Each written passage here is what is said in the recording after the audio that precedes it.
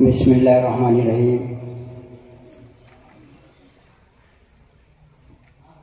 جناب صدر، عالی وقار، مہمان گرامی قدر، اساتذہ کرام و عزیز طلبہ، میں بے حد ممنون ہوں کہ آپ نے اپنے اوقات سے تھوڑا سا وقت نکال کر اس پروگرام میں شرکت کی۔ ساتھ ہی میں یہاں موجود تمام لوگوں کا اس حوالے سے شکریہ ادا کرنا چاہوں گا کہ یہ پروگرام گو کہ دو کتابوں کے رسم اجرا پر ہے اور مرزا عطر ضیاء مرحوم کو اس حوالے سے یاد کرنا ہے اور ان کے فکر و فن پر تاثرات کا اظہار ہے۔ میں بلا کسی تمہید کے اپنی گفتگو شروع کرتا ہوں۔ سلاطین شرقیہ کے اقبال کا آفتاب زوال پذیر ہوا تو لودھیوں کے دور حکومت میں 931 ہجری میں علم و دانش کی بزم دوبارہ سجی اور خوب گلگلہ ہوا۔ 933 ہجری میں تیموری حکومت کے بادشاہ ہمایوں کے عہد میں سلطنت جونپور کی علمی و ادبی اقبال مندی کے باعث یہ شہر شیراز ہند کے خطاب سے سرفراز ہوا۔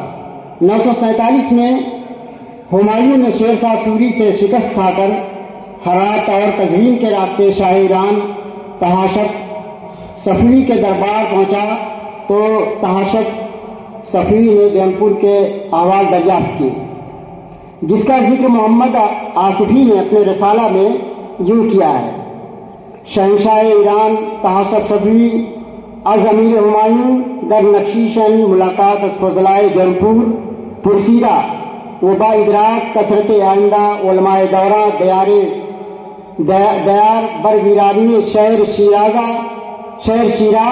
حشد کشیدہ۔ گویا یہ شہر علوم و فنون کا ایک ایسا مرکز تھا جہاں مختلف خطوں سے اہل علم و فضل جمع ہوئے اور بزم کمال آراستہ ہوئی جو شاہان شرقی کے عہد زرعی کا دیباچہ تھا۔ خصوصاً سلطان ابراہیم کے عہد میں یہ شہر بغداد اور نیشاپور کے مصر دارالعلوم تھا، جہاں صوفیہ، اتقیاء اور مشاہیر علماء اکرام نے علم و دانش کی شمع فروزہ کی اور اس کے حیطۂ فیضان میں اپنی فدویت کا ثبوت پیش کیا۔ قاضی سماع الدین، سید محمد جونپوری، سید محمد حسن، مولانا الہ دار شارع ہدایہ، محمد ظہیر، محمد حسن نقشی جیسے علماء سے یہ شہر جگمگا اٹھا۔ مغربی چنانچہ خطہ اعظم گڑھ بھی اس کی زبانوں سے منور ہوتا رہا اور مغربی تمدن کے استعلا تک علوم قدیمہ و جدیدہ کا گہوارہ رہا اور مذاق علمی سے گزر کر عوام میں سرایت کرتا گیا۔ اور پھر زبان و ادب کے ایسے اساتین فن اس ضلع میں بھی پیدا ہوئے جنہیں سند اعتبار حاصل تھا۔ بقول اقبال سہیل، جہاں تک اردو زبان و ادب کا تعلق ہے، دلی والوں نے پورب کو ہمیشہ ٹکسال باہر سمجھا اور جب لکھنؤ نے اعلان حکومت سنبھالی اور دہلی سے آزادی کا اعلان کیا تو انہوں نے بھی وہی سنت قائم رکھی اور لکھنؤ سے پورب والوں کی زبان مستند نہیں سمجھی جاتی تھی، مگر بین ہما علوم علمی حیثیت سے مسلم ثبوت اساتین فن زیادہ تر پورب والے ہی تھے۔ یہ تمہیدی گفتگو اس لیے ضروری تھی کہ یہاں پر ہمارے ضلع میں چونکہ شرقی علوم کے بعد اس ضلع میں بھی علوم فنون کی جو شمع روشن ہوئی اس میں سب سے نمایاں نام علامہ شبلی نعمانی علیہ رحمہ کا ہے۔ انہوں نے زبان و ادب کو ایک نئے اسلوب سے روشناس کرایا۔ یہی وجہ ہے کہ جب سر سید کو اردو کا باوا آدم کہا گیا تو عبداللطیف اعظمی نے نہایت جامع مقالہ لکھا کہ اردو زبان و ادب میں مولانا شبلی کا مرتبہ۔ اس کتاب میں انہوں نے یہ بتایا ہے کہ علامہ شبلی ایک ایسے ادیب تھے، ایک ایسے شاعر تھے جنہوں نے ایک نیا عہد اردو زبان کو دیا۔ چنانچہ میرا کہنے کا صرف اتنا مقصد ہے کہ علامہ شبلی نعمانی وہ پہلے شخص ہیں جنہوں نے شعر سے بھی تاریخ کا کام لیا اور ایک مدرسہ خیال کی نیو رکھی۔ اسی دبستان کے زیر سایہ بڑے بڑے ادیب اور شاعر پیدا ہوئے، مولانا ظفر علی خان، مولانا محمد علی جوہر، اقبال سہیل، عبدالسلام ندوی جیسے ادیب و شاعر نے داد سخن دی اور ادب میں نمایاں مقام حاصل کیا۔ مرزا اطہر ضیاء اسی دبستان اور اس چمنستان کے پروردہ ہیں جہاں ہم کھڑے ہوئے ہیں، بیٹھے ہیں، اسی چمنستان سے اٹھے اور انہوں نے وہی شعری روایت قائم رکھی جو دبستان شبلی کی تھی۔ مرزا اطہر ضیاء مرحوم میرے ہمدرس اور عزیز دوست تھے اور آپ اب میاں ابراہیم پور سے تعلق رکھتے تھے۔ آپ ڈاکٹر ضیاء الدین صاحب جو ہمارے ڈائس پر موجود ہیں ان کے فرزند تھے۔ مدرسۃ الاسلام میں درجہ 5ویں میں داخل ہوئے اور سن 2001 میں فراغ حاصل کیا۔ بعد ازاں جامعہ ملیہ اور جواہر لال نہرو یونیورسٹی سے اعلیٰ تعلیم کی ڈگریاں حاصل کی۔ معاشی ضرورتوں کے پیش نظر قطر کا سفر کیا اور 8 برس وہاں مقیم رہے۔ اسی دوران مختلف ادبی تحریکوں اور شخصیات سے وابستگی رہی۔ عارضے کا شکار ہوئے تو وطن مراجعت کی۔ ایک مدت تک مستقل بستر مرگ پر رہنے کے بعد بالآخر 12 مئی 1918 میں داغ مفارقت دے گئے۔ اللہ ان کی مغفرت فرمائے۔ مرزا کی ناگہاں موت نے زندگی کے معنی ہی بدل دیے۔ گردش دوران کے راتوں کیا کیا بدلتا ہے، خوبصورت یادوں کا عکس، تہکہوں کی نقرئی آوازیں، خیالات کے امت نقوش، محفلوں کی دلاویز صحبتیں، سب کچھ خاکستر ہو گیا۔ ایک بھیانک خواب، ایک تاریخ سناٹا، محفلیں اجاڑ ہو گئیں، ان کے در و دیوار کی رونقیں مر گئیں، دن طلسم ہوش ربا اور راتیں قید خانوں کی سیاہ فام تنہائیوں کا مرگٹ ہو گئیں۔ لیکن اس نے وفا کی ایسی مثال قائم کی جو شمع کے مانند ہر اداس رات کو جگمگاتا چھوڑ گئی۔ مرزا عالم بھی تھے، آرٹسٹ بھی تھے، خطاط بھی تھے، شاعر بھی تھے، بدلہ سنج بھی تھے، نہایت اچھے قلمکار اور ادیب بھی تھے۔ اول مرزا کے انشا پردازی کا شوق تھا کیونکہ ان میں ایک ادیب کے آثار کا عکس موجود تھا، لیکن شعر و شاعری کے انعماد کے سبب اس طرف کم توجہ رہی۔ مرزا نے شاعری میں بڑا ریاض کیا، تلاش و جستجو، غور و فکر، اجتہادی رویہ، ایک لفظ کے مفہوم محل استعمال تک پہنچتے اور شعر میں باغیانہ اسلوب اپنایا اور ایک نئے اسلوب میں اپنی شاعری کی ابتدا کی۔ مرزا نے کسی کی نقالی نہیں کی اور نہ ہی کسی کا انداز تہ رنگ لایا۔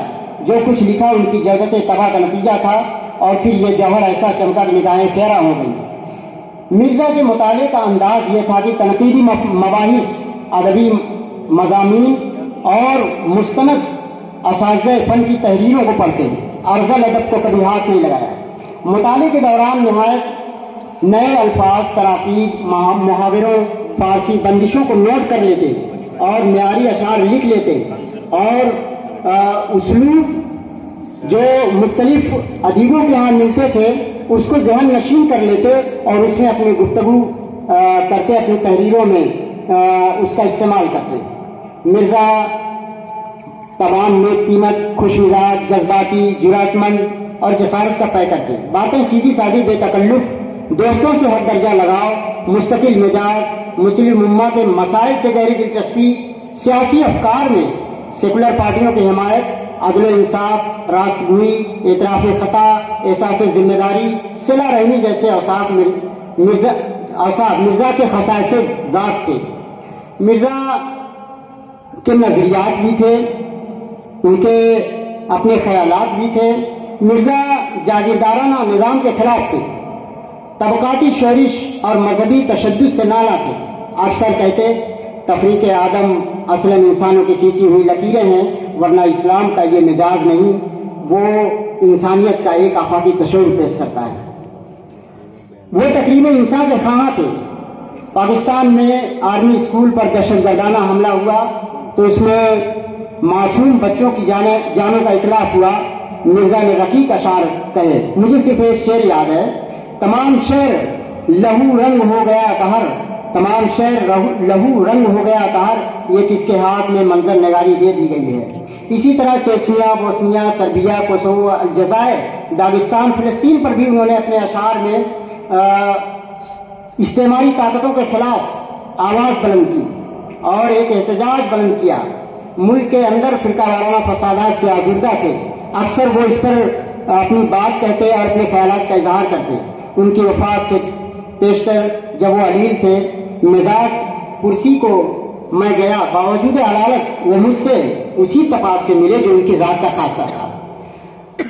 اس ملاقات نے مجھ پر خاصا اثر ڈالا۔ یہ کہنے میں مجھے کوئی تعمل نہیں کہ ان کا مطالعہ وہ مشاہدہ وسیع تھا۔ ان کے کلام میں قدیم و جدید کا ایک حسین سنگم تھا، جہاں کلاسیکیت اور جدیدیت دونوں ساتھ ساتھ چلتی تھی۔ انہوں نے پامال راستوں سے گریز اپنے لیے نئی راہیں اختیار کی، جہاں صداقت، حقائق اور حکیمانہ شعور کے ساتھ سنجیدہ شعری رویہ ملتا ہے۔ مرزا سے میری عقیدت کی راہیں الگ تھیں اور یہ اشعار بالکل صادق آتے ہیں۔ انہوں نے میری بڑی رہنمائی کی، شاعری میں میرا انہماک بھی پڑا اور مرزا نے اس تعلق سے تنقیدی مباحث، شعروں کے تعلق سے شعراء کا کلام اکثر وہ مجھے بھیجا کرتے تھے۔ میں اس بات کا معترف ہوں، ساغر دل میرا جذبوں سے تیرے لبریز ہے، جس سے تیری میں چھلکتی ہے میں وہ پیمانہ ہوں، میری کشت تب ہے ممنون تیرے فیض کی، گل سجا جس کو کیا تو نے میں وہ ویرانہ ہوں، تو نے بخشا ہے میری ظلمت فدن فطرت کو نور، تو سراپا سوز ہے میں اس سوز کا دیوانہ ہوں۔ اب میں ایک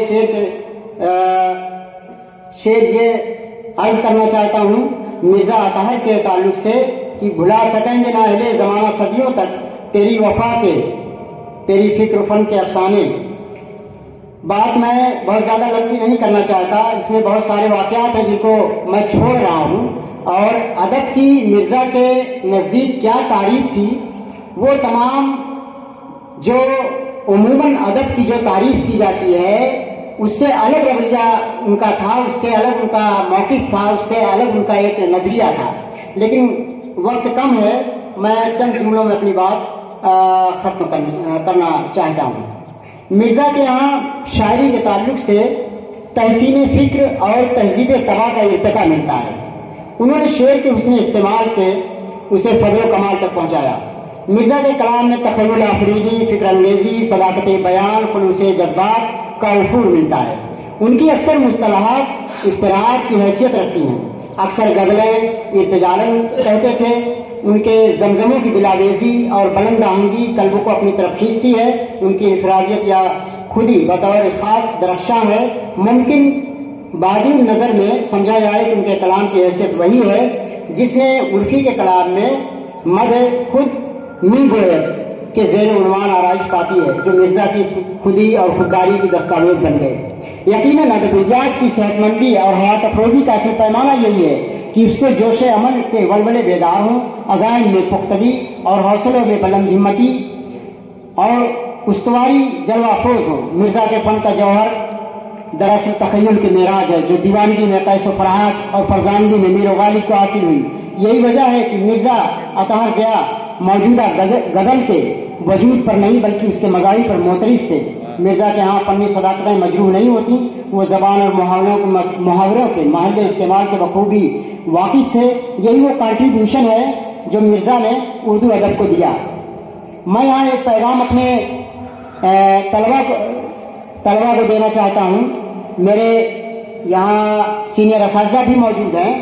صرف یہ کہنا چاہتا ہوں کہ عزیز طلبا، مدرسۃ الاصلاح کی گرتی ہوئی قدروں کو سنبھالیے۔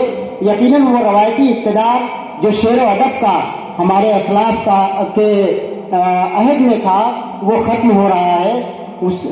آپ اٹھیے اور ادب اور شعر اور اس حوالے سے آپ خود کو تیار کیجیے، صاحب قلم اور صاحب زبان ہو جائیے۔ ہمارے متقدمین نے ادب کی نشو و نما اور اس کو پروان چڑھانے میں بڑی جافشانی کا ثبوت دیا ہے۔ بس یہیں میں اپنی بات ختم کرتا ہوں۔ والسلام۔